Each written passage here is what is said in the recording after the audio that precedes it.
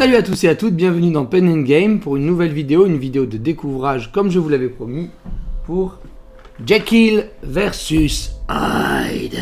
Alors Jekyll vs Hyde, c'est un jeu créé par Gillian Hill et illustré par Vincent Dutré. C'est un jeu à partir de 10 ans pour 2 joueurs et pour des parties d'environ 20 minutes. C'est édité par Mandou Games et distribué par BlackRock Games en France. Alors, ça se constitue de quoi ce jeu? Eh bien, ça se constitue de cartes. Nous avons donc les cartes potions 2, 3, 4, 5, plus, qui pourront battre des couleurs en dessous 2.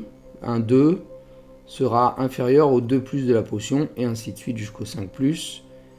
En revanche, entre elles, les cartes potions ne sont considérées que numériquement.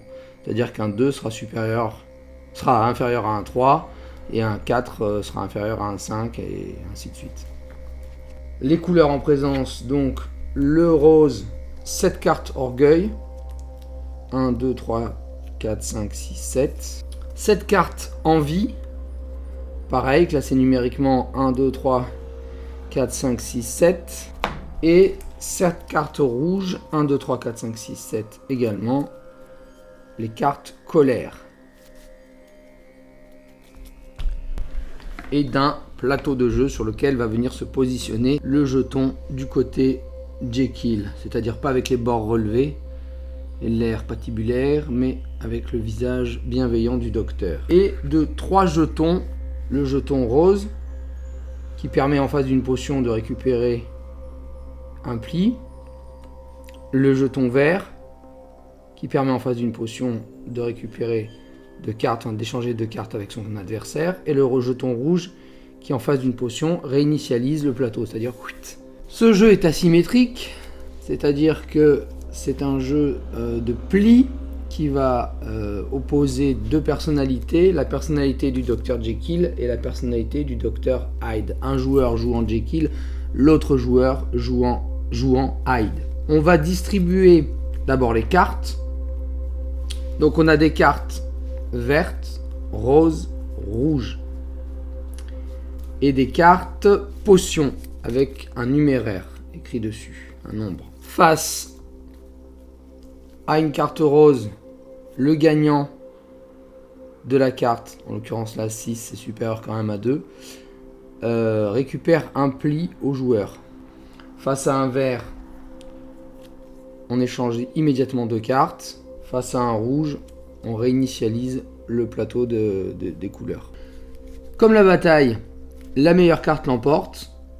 Un 7 face à un 1, c'est le 7 qui l'emporte. Sauf que la première carte qu'on va jouer va être positionnée. On va positionner le jeton. Par exemple, on va jouer du vert. Donc on va positionner le jeton vert devant, au tout début de la frise chronologique du plateau.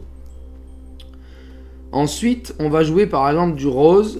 Et le rose va être positionné au-dessus. C'est-à-dire que toutes les cartes roses vont être supérieures aux vertes. C'est-à-dire que même si un 7 vert remporte un 1 vert, un 1 rose pourra remporter un 7 vert. Et c'est là qu'est tout l'intérêt du jeu, réside tout l'intérêt du jeu. Et donc la troisième couleur, forcément, positionnée, ce sera la couleur supérieure. Quelqu'un mettra peut-être un rouge en premier, le rouge deviendra la carte la plus faible, le rose ensuite et le vert ensuite. Voilà. Donc tout l'intérêt du jeu réside là-dedans, dans l'utilisation des jetons, et comment gérer pour que le personnage qu'on incarne ait, suivant ses besoins, plus ou moins de plis à la fin de la partie. On mélange les cartes.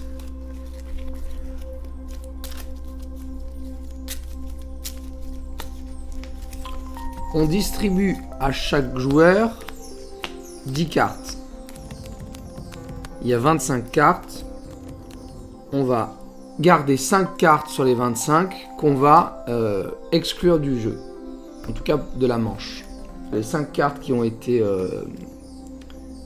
évincées de la première manche sont rebrassées pour la deuxième manche et de nouveau écartées et également rassemblées pour la troisième manche et de nouveau on en écarte 5. Voilà, pour qu'il y ait à chaque fois une espèce de doute sur l'identité des 5 cartes Les grands joueurs avec beaucoup de capacités photographiques ne puissent pas vraiment compter les cartes comme au poker. Personne ne sait ce qu'il y aura dans ces cartes. C'est là que résidera du coup l'intérêt. On ne pourra pas réellement compter les cartes qui sont passées puisqu'il y aura 5 inconnus. La main va être dévoilée en tant que telle. Au premier tour, chaque joueur doit donner à l'autre joueur une carte de son choix. Si un joueur a 2 potions dans sa main, il doit obligatoirement en donner une. C'est-à-dire que sur les 4 potions qui contient le jeu, s'il y en a 2 dans la main du premier joueur, 2 dans la main du second joueur, ils vont devoir intervertir chacun une de leurs potions. Si ce n'est pas le cas, on donne la carte que l'on veut de son choix au joueur. Par exemple, moi je vais lui donner un... On regarde aussi le nombre de cartes qu'on a. Si on a beaucoup de cartes rouges, par exemple, quand on sera Jekyll, sa valeur forte, ça sera le rouge. Mais si on a beaucoup de cartes mauves, ça sera le mauve et ainsi de suite, quoi. Donc souvent on peut donner n'importe, je vais lui donner un mauve, voilà. Et lui il va me donner... Ah bah il a 2 potions, donc il est obligé de me donner au premier tour une des potions, voilà. Ensuite, donc moi je suis Jekyll, lui il sera Hyde. Jekyll, c'est à lui de commencer à jouer. Et ce sera à lui tant qu'il reste dans les cases bleues. Dès qu'il traverse les cases rouges, ça sera pour la deuxième manche. Par exemple, si on arrive à la case rouge, ça sera à Hyde de jouer. Ou pour la troisième manche, ça sera à Hyde de jouer. Le jeu se déroule en 3 manches. Et en 3 manches, le but de Jekyll est de rester dans la lumière, c'est-à-dire de ne jamais atteindre la dernière case du plateau. Auquel cas, il serait transformé en Hyde. Et pour Hyde, le but c'est d'amener Jekyll à se transformer en Hyde. Donc Jekyll est un petit peu plus difficile à jouer parce qu'on va être souvent sous tension.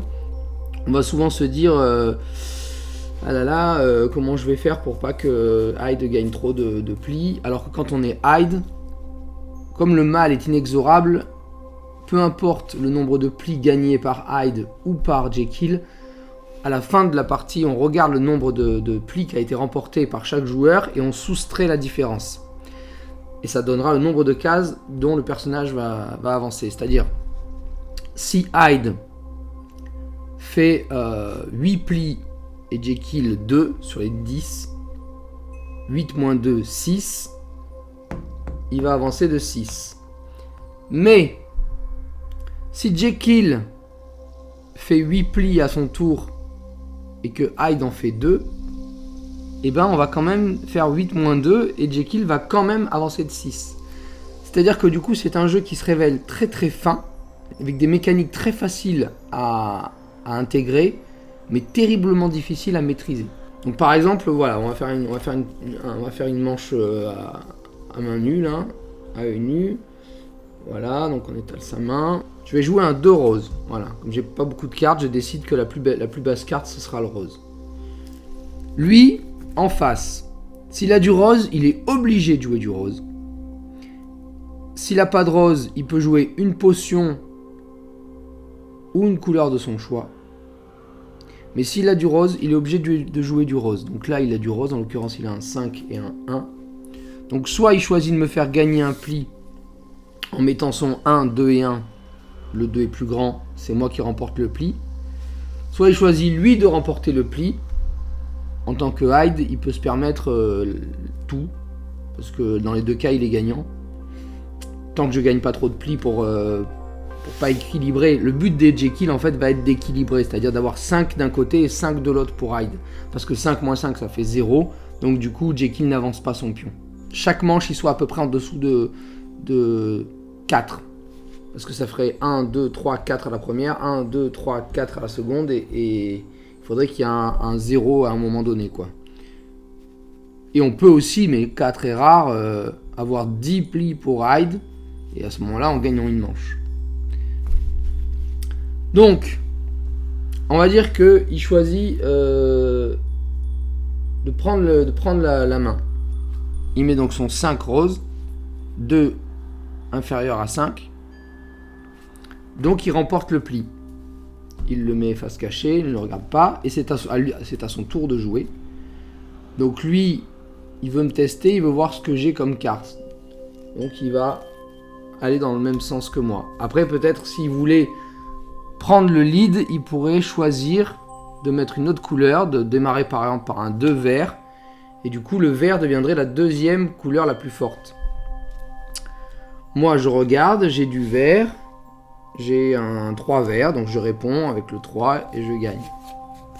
Le tour me revient à moi, et ainsi de suite. Mettons que par exemple, j'ai plus de rose, voilà. Et lui va jouer un 1 rose. Je peux jouer soit une couleur autre, soit une potion.